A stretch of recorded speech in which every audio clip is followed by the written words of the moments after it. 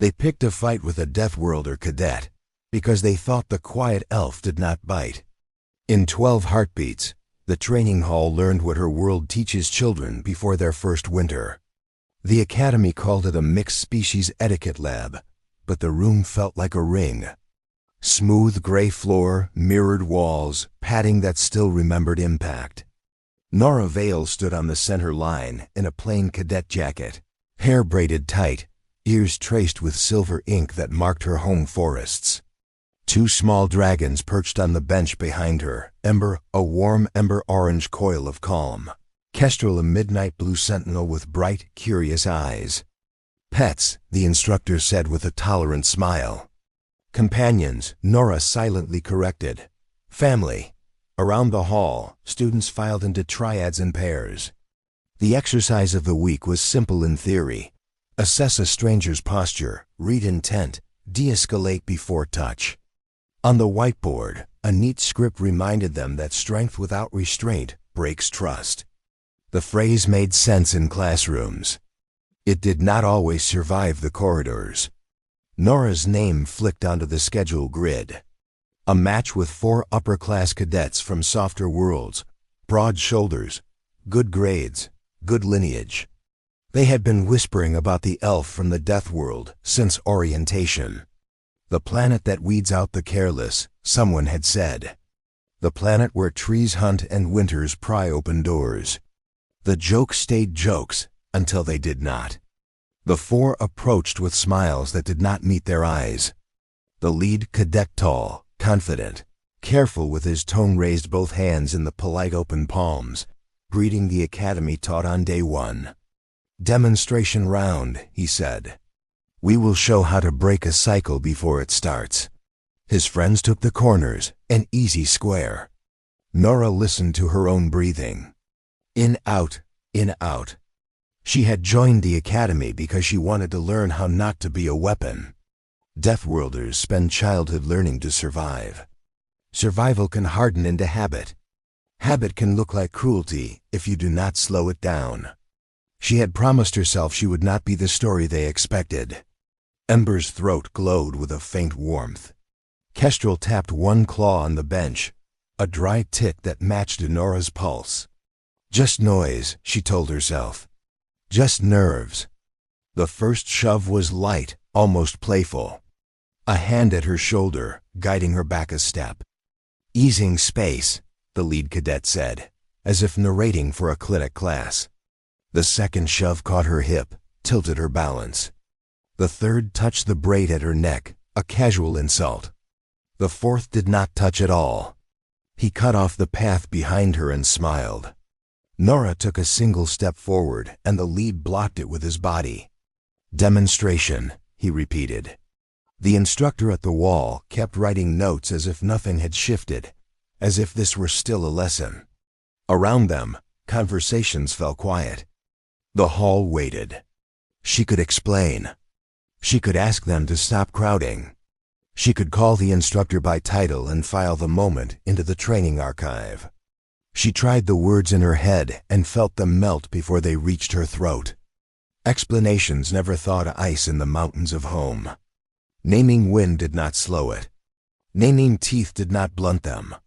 The fourth cadet tilted his head, the smile sharpening. Elf, he said, gentle as cloth. Teach us how your people bow. 12 seconds is a long time if you fill it with focus. Nora's mother had once taught her to count winter. First second, name the risk.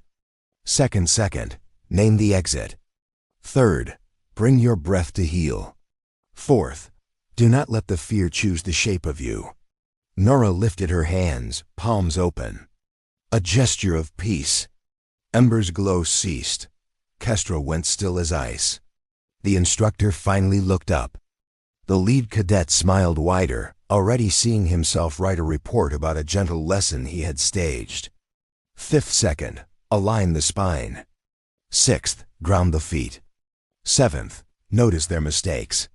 He had squared his stance too wide. He had given his friends a clear lane. He had assumed softly spoken meant softly made. Demonstration, Nora said softly, and bowed. Eighth second, Rise on a controlled breath. She rose. 9th, change the line. Her right hand brushed the lead's wrist in a motion so small the mirrors barely caught it. His center opened as he shifted to keep contact, seeking a hold the manual described. 10th, disrupt leverage without harm. She stepped inside his reach and turned his momentum into polite imbalance. His back met the mat with the quiet sound of surprise, air leaving him in an unplanned sigh. No pain, no injury. Only proof. 11th second. End the cycle. The second cadet lunged without thinking. Nora lowered, caught his sleeve before the grab formed, and guided him to the floor in a spiral that taught the body to yield. He landed blushing, more embarrassed than bruised. The third reached for her shoulder and found only air because Nora had already stepped through the gap his friend had left. The fourth did not move. He had seen enough to learn caution. He raised both hands and took a slow step back. 12th second. Stop. Nora stopped. The hall exhaled as one. Even the instructor's pen paused. The lead cadet blinked up at the lights, not hurt so much as rearranged, as if his map of the room needed new symbols. Nora offered him a hand. He took it. He stood. "Thank you," she said, "because gratitude grows where violence might have." He stared at her, trying to find the insult that was not there. Kestrel hopped to the floor, padded to Nora's side, and sat. Ember blinked and returned to her warm coil. The instructor cleared his throat and wrote something on the board in script, too tidy for the moment. The lead cadet smoothed his jacket. The third brushed dust from his knee. The fourth was still standing with his hands raised, as if the exercise had frozen him into a better shape. That should have been the end. The Academy liked clean endings. The report would call it a de-escalation performed by a Deathworlder Cadet with exemplary restraint. The mirrors would forget the shove, remember the bow. The class would go to lunch with a new story to tell. We tested the elf and she was kind about it. But the room's air held a different story. Quiet moved across the walls like a cold front. The lead cadet's cum badge vibrated once, then again. He looked at the alert, and whatever he saw rinsed the color from his face. He glanced not at Nora, but at the ceiling, as if expecting it to speak. Above the glass, a thin line glowed and faded a fault line in the Academy's calm. The instructor noticed, eyes narrowing, and touched his own badge. The board wiped itself clean. The mirrors dimmed. A hush fell that did not belong to lessons. Nora felt the change the way her people feel winter coming around a mountain bend. Standing on the mat, she could hear her heartbeat, and beneath it, a larger pulse hummed through the floor. A security channel opening. A cascade of alerts hidden from student eyes. Something had just shifted far beyond the hall. Kestrel hissed once, a small sound no one but Nora would recognize as warning. Ember's warmth ticked up a degree. Nora kept her face still and her breath steady. It had taken 12 seconds to end a fight. It might take only one more to start a war. And she had the feeling that the next test would not be staged, and it would not end at the mat. The Academy cafeteria hummed with the usual noise of trays and half-whispered gossip. Yet underneath the laughter lay a new weight. Everyone had seen the footage 12 seconds of control that left 4 senior cadets on the floor and an instructor. Asking for clarification, Nora Vale sat in the far corner, a bowl of grain. Untouched beside her, Ember curled under the bench. Kestrel perched on the rail, scanning every movement with slow, deliberate turns of his head. Screen on the far wall played. A loop of training updates, but the comments thread below ran wild about her. Some called her disciplined. Some called her dangerous. The label Deathworlder had begun to sound less like a lesson and more like a rumor. Megan, a medic cadet who had treated the bruises from the scuffle, approached with a tray of her own. She sat without asking, her voice low. "I patched your classmates. They will live, Nora nodded. That was the goal. Megan leaned in. You know they filed a report already, claim you used fleet level conditioning illegal for first-year drills. Nora frowned. I used breathing. Megan smiled. Maybe that is illegal here. The dragons made soft noises under the table. Ember hummed a slow tune of warning. Kestrel flicked his tail. Small signals from creatures that felt the tension before words could name it. Instructor from that morning entered carrying a data slate. His steps brisk, his eyes fixed on Nora. Miss Vale, Dean Halden requests your presence now. The cafeteria quieted. She rose, gathered her bag, her dragons lifted to her shoulders in practiced motion. Megan whispered, good luck. Nora answered softly, luck is loud. I prefer quiet. Dean's office was a sphere of light and glass, the city below turning slowly in the gravity ring. Dean Halden was a tall figure with calm hands and a voice that spoke as if smoothing rough wood. You embarrassed my staff, he said, and yet you followed procedure. You did not injure them. You did not escalate. You simply demonstrated precision. Nora stood straight, waiting for what came after. Then he added softly, that frightens them more than if you had fought in Rajay. Turned a screen toward her. Reports streamed down it, files of analysis, biometric readings, and one line highlighted unknown.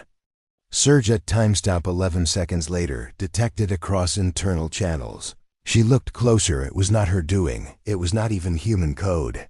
It was an echo. She recognized the rhythm of it, the low pulse that had rolled through the floor at the end of the fight. Halden folded his hands. Something woke when you moved, he said. Perhaps a security fail-safe, perhaps. Not the lab wants to know what it was. Nora felt her stomach tighten. The labs were another name for the research division that built soldiers from study and sold results to fleets. She said nothing. Halden smiled thin.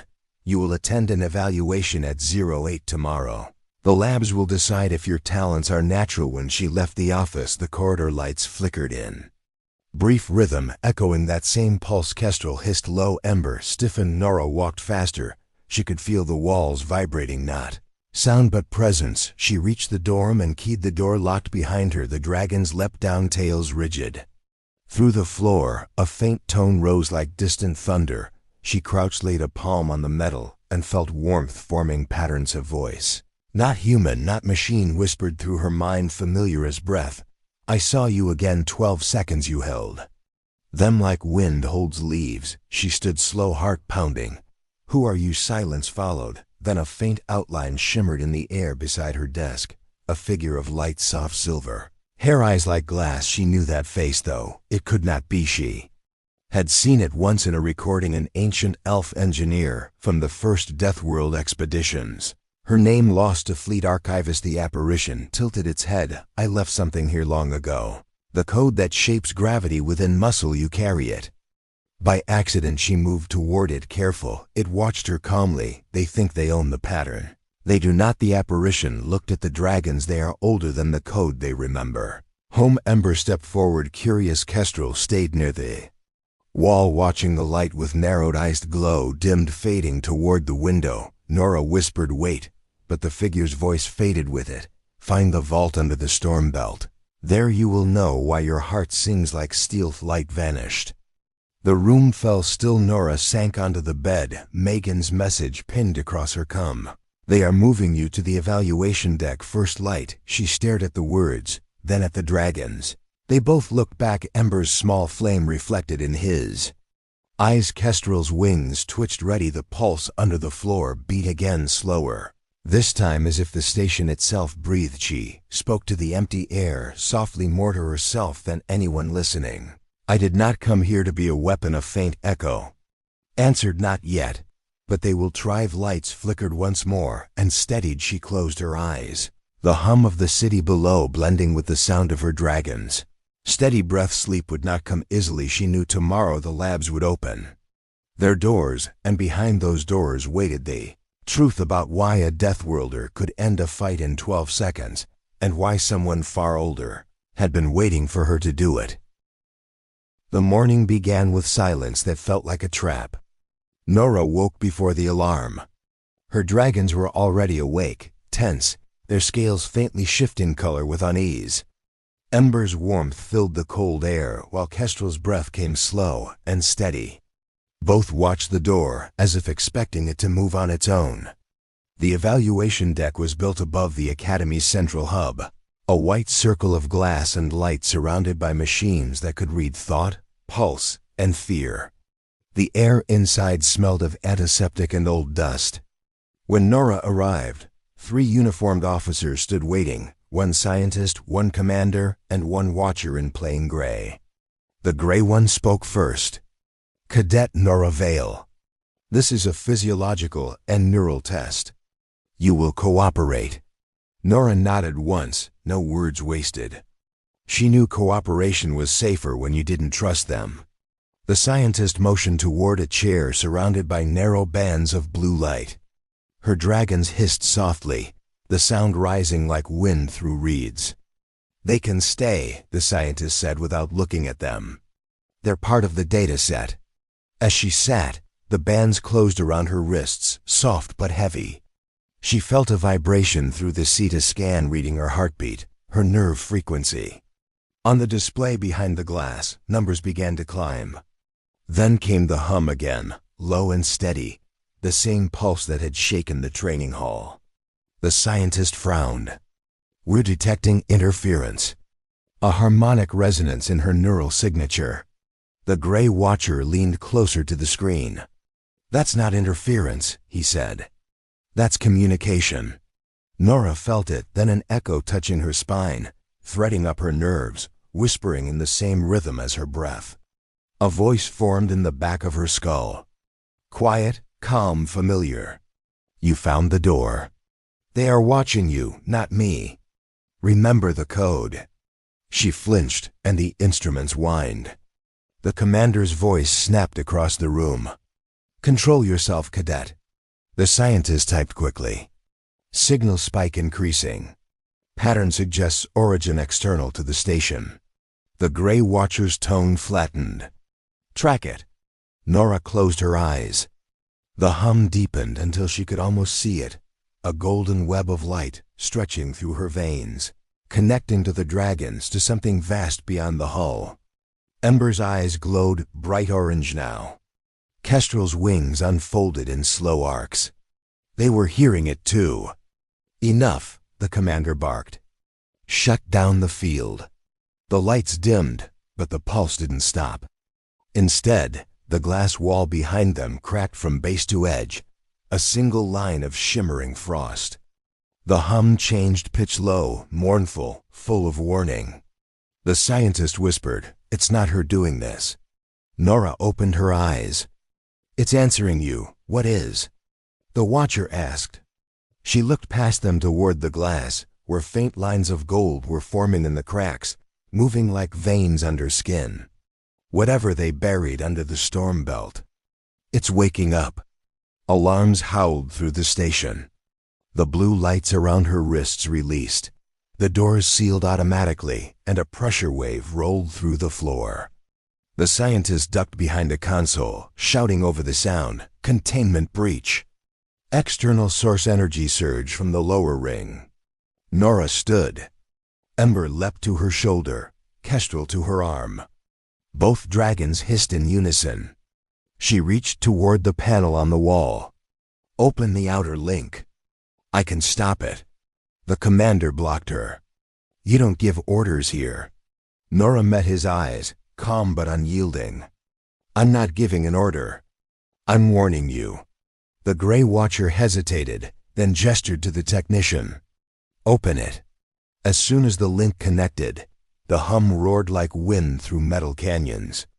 Images flashed across the air, forests of silver trees, towers that glowed beneath storm clouds, the face of the woman of light she'd seen the night before. She spoke without sound, her lips forming words that burned behind Nora's eyes. "Vault under the storm belt. Key within the pulse." And then it was gone. The hum faded, the glass steadied, the lights flickered once and died. The silence afterward was heavier than sound. The scientist exhaled slowly. Whatever that was, it came from below us. The commander muttered, "We sealed those systems decades ago." Nora looked down at her hands. Faint lines of gold shimmered just under her skin. She closed her fists and the glow vanished. "No," she said quietly. "You buried them. Not sealed. They're still alive." The Watcher straightened. "Them?" She nodded toward the dragons. "And others like them. Things the fleet built and forgot." Alarms began again, different this time, sharp and human. The station's internal voice cut through the hum. "Priority alert. Gravitational anomaly detected in sublevel 3. All personnel evacuate to outer ring." The commander drew his weapon. "This is your fault, cadet." Nora stared at him. "Blaming me won't keep you standing." As the floor lurched beneath them, she moved fast, ducked the commander's reach, slammed the control panel, and forced the evacuation doors open. Air whipped through the room as pressure shifted. Ember spat a small burst of flame to steady the air currents. Kestrel leaped and pushed with his wings. The Gray Watcher grabbed a railing, shouting over the wind, "What's happening?" Nora's voice was steady. "They're calling me home." She leapt through the doorway as the deck lights turned red and the lab behind her filled with blinding gold light. The hum became a roar that vibrated through her bones. Somewhere below, something ancient was waking, and it had her name written in its code. As she ran through the corridor toward the docking bays, Megan's voice came through her crackling with static. "Nora, what did you do? The whole lower ring is shaking." "Meet me at Bay 9, she said between breaths. "Bring everything we can carry." "What's happening?" Megan asked. Nora looked at the faint light still glowing through her palms. "Something that remembers who I am. And it's not finished yet." The cut out as she entered the lift. The dragons pressed close, eyes bright with mirrored fire.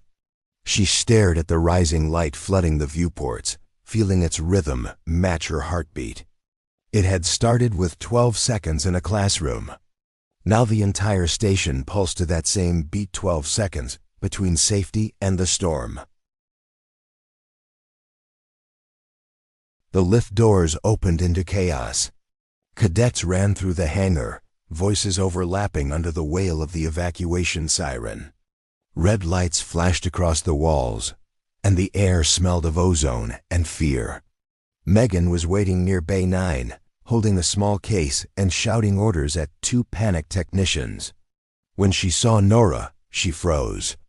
"You look like lightning hit you," she said, eyes wide. Nora glanced down. Faint gold veins still shimmered beneath her skin, pulsing with the same rhythm that shook the decks.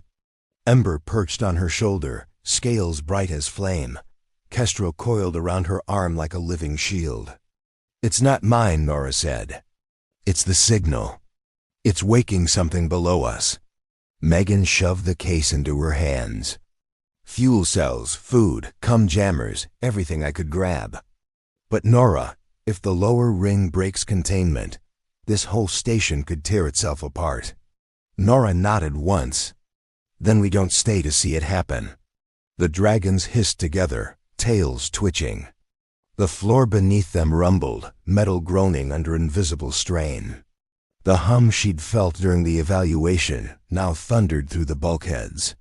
The walls rippled with streaks of faint gold light, alive and spreading. The station's voice, calm but trembling, echoed overhead. "Gravitational anomaly increasing. Evacuation mandatory. Lower ring breach imminent." Megan grabbed her sleeve. "What did you find down there?" Nora met her eyes. "Something the fleet tried to forget. And something that remembers me." Before Megan could reply, the far hangar doors opened, and a squad of security drones glided in, metal wings humming, their red optics fixed on Nora. The lead drone's voice was polite but absolute. "Cadet Nora Vale, surrender for containment. Known compliance will result in termination." Ember hissed. Kestrel's scales rose like storm glass. Nora stepped forward, calm in the noise. "They don't know what's coming," she said quietly. "But I can stop it." The drones adjusted their aim. One fired. A thin beam of blue plasma cracked the air where she had been standing. In the next heartbeat, she moved a blur of instinct honed on a world that punished hesitation. She reached the nearest drone, slammed her palm against its chestplate, and the glow beneath her skin flared gold. The machine's lights flickered once, then died. It fell. Silent. Megan ducked behind a crate, shouting, "Nora, they'll kill you." "No," Nora said, voice steady as wind. "They'll learn." Ember spat a stream of heat that melted the edge of a drone's rifle. Kestrel dived from above, wings slicing the air, knocking another machine into the floor. The hangar filled with sparks and the sound of failing engines. Nora moved through it all like she was part of the storm, every strike measured, every motion made of restraint, not rage. When the last drone hit the deck, the hangar fell still except for the sound of sirens far away. Megan emerged, shaking. "You just turned off military drones with your hands." Nora opened her palm. The golden light pulsed faintly, fading back into skin. "They were built from the same pattern as me."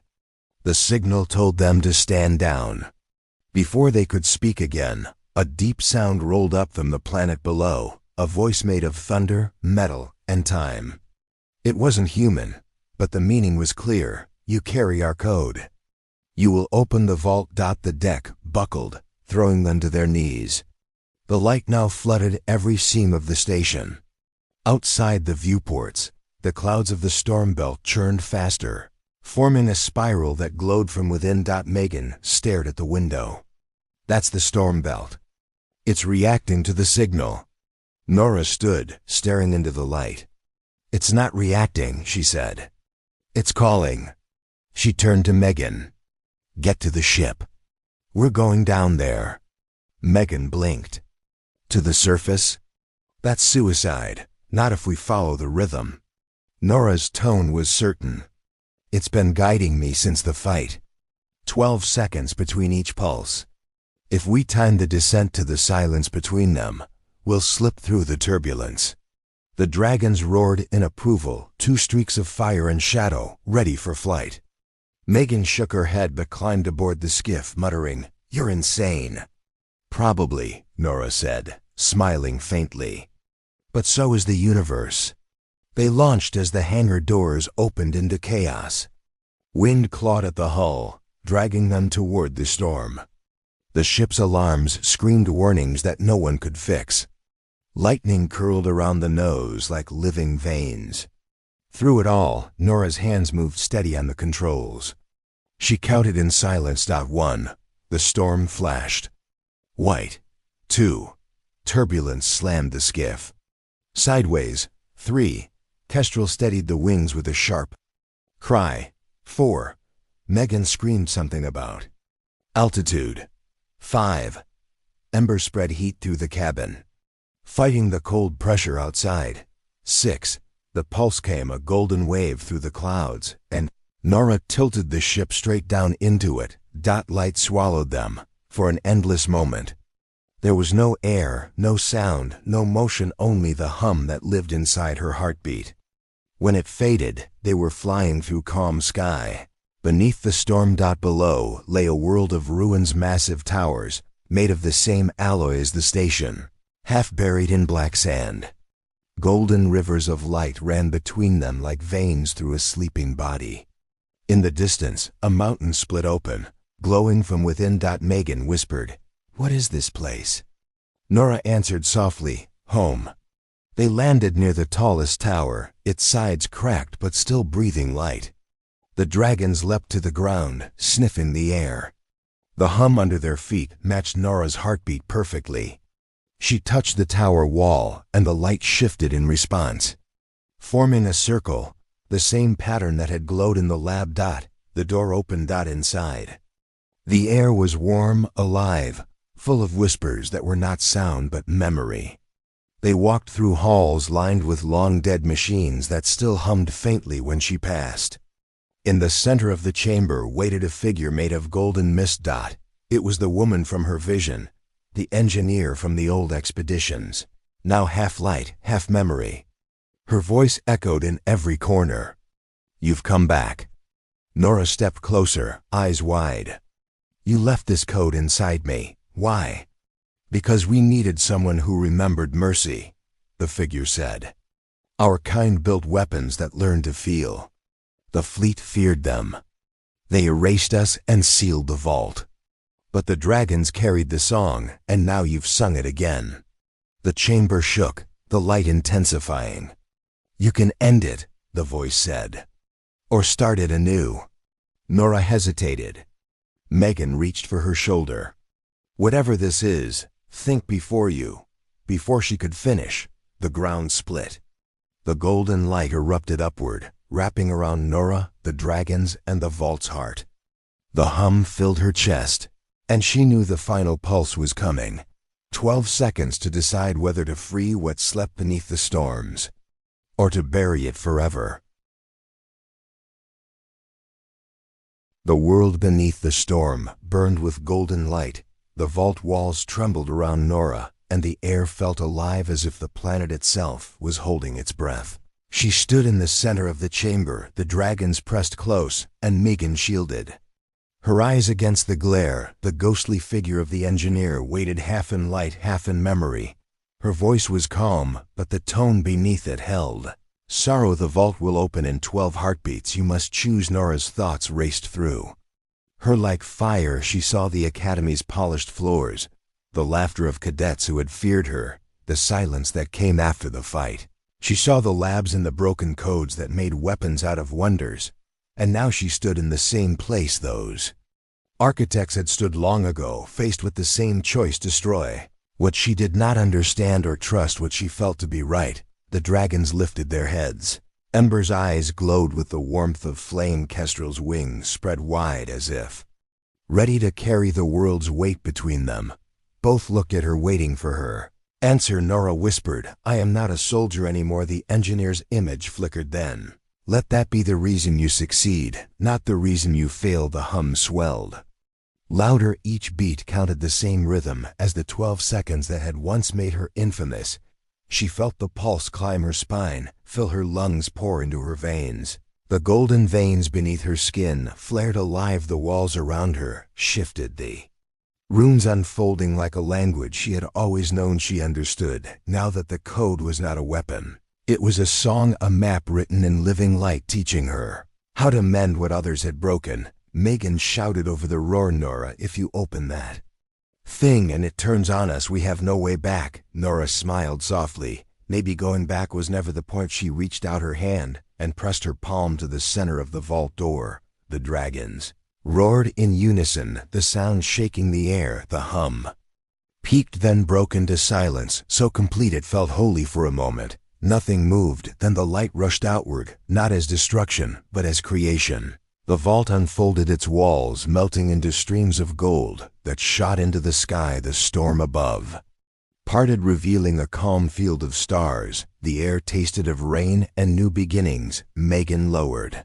her arm, eyes wide. The station in orbit shimmered as the spreading light touched it, turning gray steel into living metal that pulsed with faint warmth. The ghost of the engineer smiled, her voice a whisper, "You remembered the song we wrote to heal." Nora looked at her hand, the glow fading, leaving only small traces of light beneath the skin. She asked, "What happens now?" The voice answered the same thing that always happens when mercy wins. The old worlds wake, and the new ones listen. The figure dissolved into dust of light that joined the dragons. Fire, both creatures lifted into the air, circling her before landing again. Ember nuzzled her cheek. Kestrel pressed his head to her shoulder. Together they breathed out one last stream of golden flame. It rose to the broken roof and painted the stars with a line of light that curved across the sky. Megan exhaled, shaking her head. "You just rewrote history." Nora turned toward the dawn that was forming beyond the storm. "No," she said, "I only remembered what it means to start again." They walked out of the vault, the world around them no longer dead.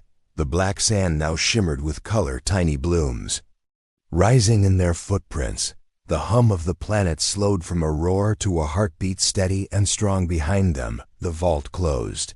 Not locked, not hidden, simply at rest in the far sky. The Queen's fleet appeared, their ships glowing soft silver. The cum crackled with her calm voice. "You found what they feared, Nora. You made it live," Nora smiled. "Tell them. It was never about fear. Tell them it was about remembering." As the light of dawn spread across the horizon, Megan whispered, "So what now?" Nora looked at her dragons, then at the sky. "Now we teach the worlds how to listen." They boarded the skiff and rose slowly above the reborn surface. The storm belt was gone, replaced by calm rings of cloud. Shining like ribbons, the fleet formed escort around them, ships silent but radiant with shared light. Nora placed her hand over the console and felt the gentle rhythm. Beneath it, the same 12 beats that had guided her from the academy floor to this moment above the world. The stars looked closer than ever. She could almost hear their quiet applause. The dragons curled beside her, kestrel resting his head on Ember's back. She closed her eyes and breathed the soft words of her home world's farewell. "May our endings be quiet. May our beginnings be kind." The skiff turned toward the open dark, carrying them into the new light where no one would call her a weapon again. Only witness. If this story touched you, subscribe for more journeys of courage, heart, and humanity among the stars. Follow to see where Nora, Ember, and Kestrel travel next as the legend of the Deathworlder Cadet continues in worlds yet unseen.